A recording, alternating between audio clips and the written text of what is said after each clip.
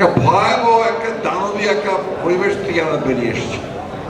আজকে সেইখানে আমাদেরকে একটু ধৈর্য ধারণ করতে হবে। আমরা পত্রিকার পাতা খুললেই আমরা একটু বিচলিত হয়ে পড়ি, যে আবার সেই দেখা যাচ্ছে যে হত্যা, খুন, জখম, ধর্ষণ এগুলো এমন একটা জায়গায় চলে যাচ্ছে যে জায়গাগুলো আমাদের সকলকে অত্যন্ত পীড়িত করছে। অন্যদিকে আমরা দেখছি যে ইয়াং জেনারেশন, বিশেষ করে ছাত্ররা, তারা অসহিষ্ণু হয়ে উঠছে। আবার দেখছি আপনার যে বিভিন্ন যে প্রতিষ্ঠানগুলো আছে, অর্গানাইজেশন আছে, তাদের কর্মীরা তারাও তাদের দাবি দাওয়া নিয়ে রাস্তায় বেরিয়ে আসছে। মনে হয় যে এটা আমাদের সকলের এই ব্যাপারে অত্যন্ত আমরা একটু পেশেন্স, ধৈর্য ধরা প্রয়োজন আছে। আমরা এখন যেটা চাইছি, অত্যন্ত আন্তরিকভাবে চাই আমরা যেটা, যে সরকার, প্রতিনিধি সরকার, আমরা সবাই মিলেই তাকে দায়িত্ব দিয়েছি। তিনি অতি অল্প সময়ের মধ্যে, আমরা যেটা বারবার করে বলছি, অত্যন্ত অল্প সময়ের মধ্যে অত্যন্ত প্রয়োজনীয় যে সমস্ত সংস্কারগুলো প্রয়োজন, সেই সংস্কারগুলো করে দ্রুত জাতীয় সংসদ নির্বাচনের দিকে যাবে।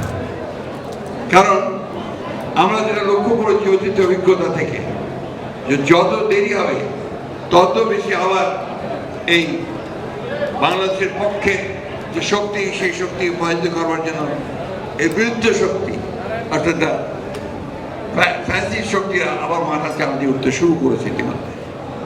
এবং তারা শুধু নয়, একই সঙ্গে আপনার যারা জঙ্গি বা মনোভাব নিয়ে থাকেন, যারা উগ্র মনোভাব নিয়ে থাকেন, তারাও কিন্তু একই সঙ্গে এই সুযোগগুলো নেওয়ার চেষ্টা করছে।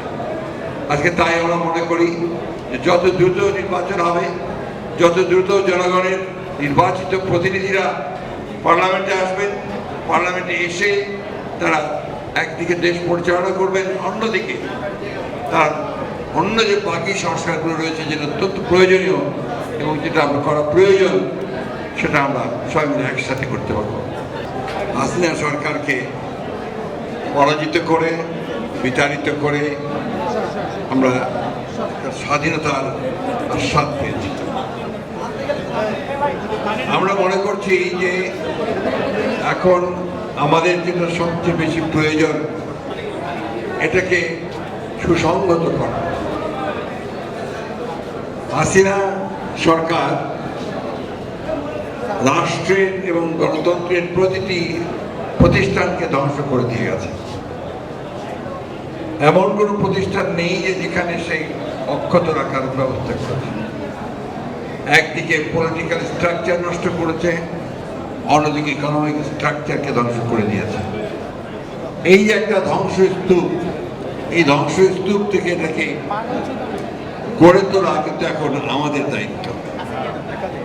আমি মনে করি যে এটা শুধুমাত্র সরকারের দায়িত্ব নয়, আমাদের প্রতিটি সচেতন রাজনৈতিক দল, আমাদের সকলেরই সবচেয়ে বেশি কর্তব্য রয়েছে। আমি আজকে এখানে আমার শ্রদ্ধা জানাচ্ছি যারা এই অভ্যুত্থানে প্রাণ দিয়েছেন, শহীদ হয়েছেন এবং দীর্ঘ 15 বছর ধরে যারা লড়াই করেছেন, তাদের সকলকে আজকে আমি শ্রদ্ধা ও সম্মান জানাচ্ছি। আমাদের সাংবাদিক ভাইদেরকে ধন্যবাদ জানাতে চাই যে অনেক প্রতিকূলতার মধ্যেও তারা কিন্তু তাদের যে সত্য কথা, সে কথাগুলো বলার তারা চেষ্টা করেছেন।